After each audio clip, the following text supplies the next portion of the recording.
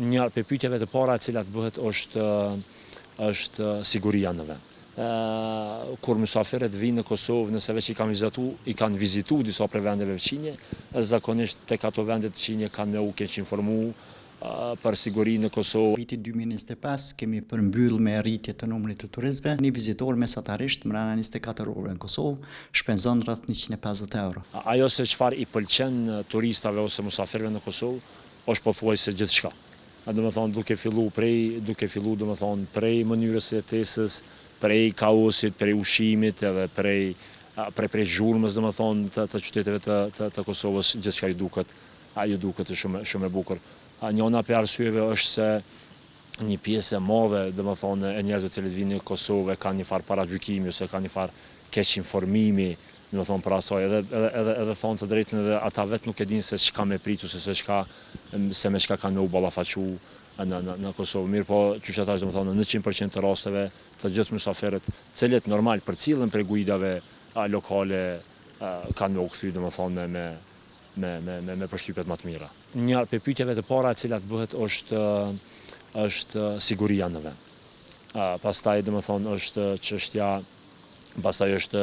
edhe e raporteve të Kosovës me vende tjera fqinje. Mirë po, domethënë në këto raste brenda disa minutave, mos them sekondave se ndoshta egzagjeroj, domethënë shihet që nuk ka të bëj asgjë domethënë me ato se çfarë kanë dëgjuar ose se çfarë është rekomanduar atyre. Sepse fatkeqësisht nganjëherë kur mysafirët vinë në Kosovë, nëse veç i kanë vizitu disa prej vendeve fqinje, zakonisht tek ato vendet fqinje kanë me u keq informu për sigurinë në Kosovë apo ku ta diun diçka e ngjashme.